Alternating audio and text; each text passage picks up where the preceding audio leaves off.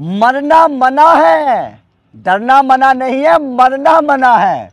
मरना मना है। अब आप सोच रहे होंगे भैया मरना मना कैसे है, मृत्यु तो सत्य है। सत्य नहीं है। अब चाइना इस बात को झूठा साबित कर देगा।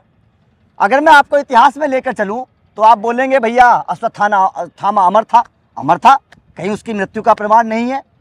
उसके बाद में भीष्म पितामह को अमरता का वरदान मिला हुआ था।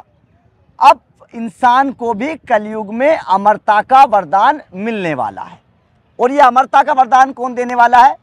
ये वरदान देने वाला है चाइना। अब आप सोचेंगे कि भैया चाइना कैसे देने वाला? 50-60 साल की उम्र में तो इंसान लुढ़क जाता है। अब लुढ़केगा नहीं। अब इंसान 50-60 साल की उम्र को छोड़िए, 150 साल जिएगा। 150 साल पूरे, मतलब आप 3 पीढ़ी को देख सकते हैं। अब आप सोचेंगे जैसे नम्रता हंसी की, यार आप भी हंस रहे होंगे, यार कैसी बात कर रहा है पागल वाली, कि यार 150 साल इंसान कैसे जिएगा।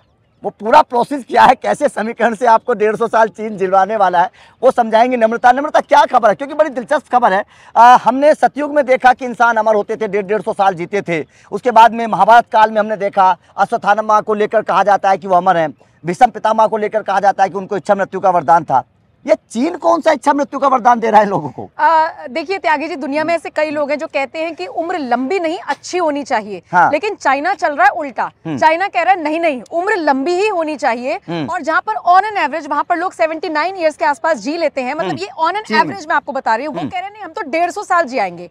जापान में ये एवरेज 85 साल है, लेकिन चाइना का ऐसा मानना है कि नहीं, कम से कम आदमी को 100 से 150 साल तो जीना ही चाहिए। अब इसे लेकर देखिए एक हाल ही में कॉन्फ्रेंस हुई, उसमें कई चीजों को लेकर बात हुई, जिसमें एंटी एजिंग दवाओं को लेकर चर्चा हुई। उसमें कई और ऑब्जेक्ट्स पर चर्चा हुई। इसके अलावा अंगूर के बीज से एक ऐसे तत्व को इजाद किया जा रहा है और बाकायदा उसकी टेस्टिंग हुई है चूहों पर। चूहे बेचारे हर जगह की टेस्टिंग करा लेते हैं, हर चीज की टेस्टिंग अपने ऊपर कराते हैं। तो इस चीज की भी टेस्टिंग कराई और रिजल्ट जो निकलकर सामने आए उसके आधार पर चाइना से ये खबर निकलकर सामने आई है। वो रिपोर्ट ये बताती है जिसमें चूहों के ऊपर इसको टेस्ट किया गया कि जिन चूहों के ऊपर इसकी टेस्टिंग की गई थी 64 पॉइंट समथिंग उनकी लाइफ की जो एज है, मतलब जो ऑन एन एवरेज वो बढ़ गया। तो लगा भाई चूहों की एज बढ़ सकती है तो इंसानों की भी बढ़ सकती है। तो अब इस पर और ज्यादा रिसर्च की जा रही है। इंटरेस्टिंग पार्ट ये है कि शी जिनपिंग व्लादिमीर पुतिन के साथ, यानी मोटे मोटे तौर पर समझिए चाइना रशिया के साथ मिलकर इस प्रोजेक्ट पर काम कर रहा है। निश्चित तौर पर बहुत दिलचस्प इसलिए होने जा रहा है क्योंकि अब देखिए ना, पॉपुलेशन के मामले में या हर चीज के मामले में चाइना सोचता है कि हम सबसे आगे रहें।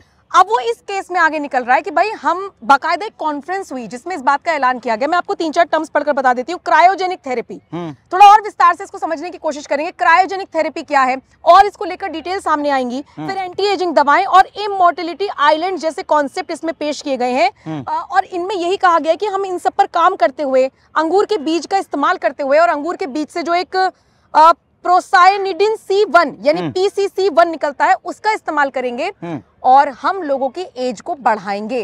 अब ये शी जिनपिंग अपनी एज को बढ़ाने के लिए कर रहे हैं या फिर युवाओं की, जो भी हो, लेकिन ये कॉन्सेप्ट बड़ा इंटरेस्टिंग है। अमरता का वरदान चाइना देने की सोच रहा है। लेकिन उसके साथ साथ में एक और जो सबसे अहम बात इसमें से निकल कर आई है, वो क्या निकल कर आई है? अंगूर का दाना। अंगूर के दाने को आपको अब संभाल कर रखना है। अगर आप अंगूर खाते हैं तो अंगूर के दाने को संभाल कर रखिए, क्योंकि उसी से ही अमरता का वरदान मिलने वाला है। लेकिन नम्रता, यहाँ पर एक सवाल खड़ा होता है। लोग अपने अपने घर में अंगूरों के बीज निकाल के रखते हैं। हम रिसर्च नहीं कर रहे हैं, अभी चाइना का रिसर्च है। वो जब रिसर्च सामने आएगा तो आप भी उस पर फिर अपना काम कर सकते हैं। लेकिन एक सवाल ये खड़ा होता है कि देखिए खान पीन उस तरीके का नम्रता नहीं रहा, पॉल्यूशन बहुत बढ़ रहा है। तो क्या वास्तव में अब ये पॉसिबल है इस दौर में? क्योंकि पहले के दौर में और अब के दौर में जमीन आसमान का फर्क है।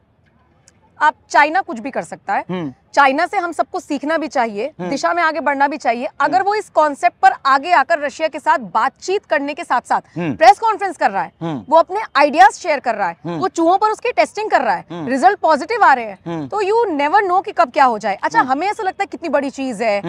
अगर मैं आपसे पूछूं, आप ही से पूछ लूं, हम दिन में कितनी बार ब्रश करते हैं? एक बार सुबह कर लेते हैं, एक बार रात में कर लेते हैं। दक्षिण कोरिया के लोग 3-3 बार करते हैं। मतलब ऑफिस से जब आप लंच करके निकलेंगे ना तो लोग ब्रश कर रहे होते हैं। तो चाइना, दक्षिण कोरिया, ये बहुत सारे ऐसे देश है जहाँ पर अलग अलग रिवाज हैं। हमारे लिए ये सरप्राइजिंग हो सकते हैं, लेकिन वहां पर इसी तरीके से लोग आगे बढ़ते हैं। तो अब हो सकता है चाइना बहुत आने वाले वक्त में ये अनाउंस कर दे कि हमने इस पर काम कर लिया है। इंतजार करना होगा। बिल्कुल, स्वास्थ्य के लिहाज से देखें तो बिल्कुल आपने सही बोला है कि चाइना की बात करिए, रसिया की बात करिए, वहाँ के लोग थोड़े से ज़्यादा एक्टिव। पुतिन की बात करिए, कितनी उम्र है, आज भी वो जिम जाते हैं और कितने एक्टिव रहते हैं, इससे पता चलता है। लेकिन खैर देखिए, ये बड़ा दिलचस्प एक बात है कि उम्र अगर बढ़ जाए, क्योंकि अभी अगर उम्र देखें हम, औसतन अगर उम्र देखें तो 60-70 साल की उम्र होती है, लेकिन अगर 150 साल इंसान जिएगा तो जाहिर तौर पर दुगनी उम्र हो जाएगी। और दुगनी उम्र को करने के लिए किस तरीके की तकनीक या साइंस का इस्तेमाल चाइना करने वाला, वैसे भी साइंस के मामले में, तकनीक के मामले में रूस और चाइना दोनों टॉप 5 में आते हैं अगर दुनिया की बात करते हैं,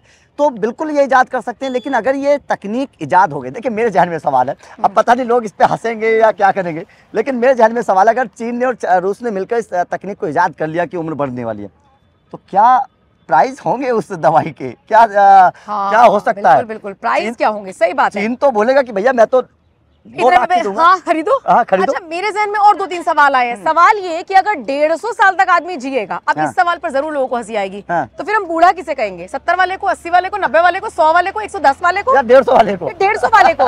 और दूसरी बात, जब ये 150 साल तक के उम्र तक आदमी पहुंचेगा तो उसमें जो एनर्जी लेवल होगा वो किस तरीके का होगा? बिल्कुल सही बात है। जैसे ह्यूमन बॉडी की अपनी टेंडेंसी होती है, वो किस तरीके से मेंटेन की जाएगी? क्योंकि कहा जा रहा है कि जो हमारे अंदर ज़ोंबी सेल्स होते हैं उनको खत्म किया जाएगा इस तत्व से, लेकिन ज़ोंबी सेल खत्म करना सिर्फ इतना भर काफी रहेगा कि एक ह्यूमन परफेक्टली काम कर सके। क्या फायदा कि आप 100 साल के ऊपर खाट पे ही पड़े हुए हैं 50 साल से बाद में? हाँ, 100 साल के तो ऊपर कोई फायदा नहीं है ना। हाँ बिल्कुल, इसमें ये भी एक दिलचस्प होगा। देखिए ठीक है, उम्र आप बढ़ा देंगे, लेकिन हाँ जो आपने बोला ये भी बहुत जरूरी है कि कितने साल के बाद इंसान का शरीर बुढ़ापे की तरफ जाने लगेगा। ये बहुत इंपॉर्टेंट है कि अब हमारे यहाँ तो क्या रिवाज है, किसी लड़की की शादी होगी तो वो आंटी हो गई बच्चों के लिए, अब उसकी शादी नहीं हो रही है 35 साल तक तो वो दीदी है। तो आप वहाँ पे कैसे डिसाइड करेंगे ना? ये वाली चीज है, ये भी देखना बड़ा दिलचस्प होगा। खैर, आपका इस खबर पर क्या कहना है, और क्या आपको भी लगता है कि वास्तव में चाइना और रसिया इस तकनीक को इजाद कर सकते हैं? क्या इंसान 150 साल तक जी सकता है? बहुत बड़ा सवाल है। और अगर जी सकता है तो क्या ऐसा नहीं है कि बहुत लंबी लाइफ, लोग 50-60 साल में लाइफ से कभी कभी बोल जाते हैं 150 साल जिएगा यार, क्या करेंगे 150 साल तक? ये भी एक लोगों का सवाल जहन में होगा। और अगर इस तकनीक को इजाद कर लिया जाता है तो फिर आपके हिसाब से इस दवाई के पैसे कितने होंगे? ये सवाल। और मेरे मन में तो एक और सवाल है, वो हमारे एक ऐड चलता है, पता नहीं 112 साल की या 112 साल की बुढ़िया की गुट्टी। तो अब बताइए जरा, हमारे लिए तो वो बहुत ज्यादा एज है। हाँ। तो 150 तक पहुंचते पहुंचते आदमी की स्थिति क्या रहेगी? ये बहुत सारे एस्पेक्ट्स हैं, क्योंकि जब भी कुछ नेचर के अगेंस्ट जाके काम होता है तो वो बहुत ज्यादा सक्सेसफुल नहीं देखा जाता है। आप आर्टिफिशियल बारिश की, हम दिल्ली में खड़े हैं इस वक्त, हुई थी ना चर्चा, लेकिन नहीं पॉसिबल हो पाया। तो एंटी नेचर कुछ जाकर होगा तो कैसे प्रैक्टिकली? अच्छा, एक सवाल और भी रहेगा कि कौन से ब्लड ग्रुप के लोगों पर ये दवाई ज्यादा असर करेगी? ऐसा तो नहीं है कि सभी 150 साल जी जाएंगे पूरी दुनिया के आदमी। आप इसे अप्लाई करना शुरू करेंगे?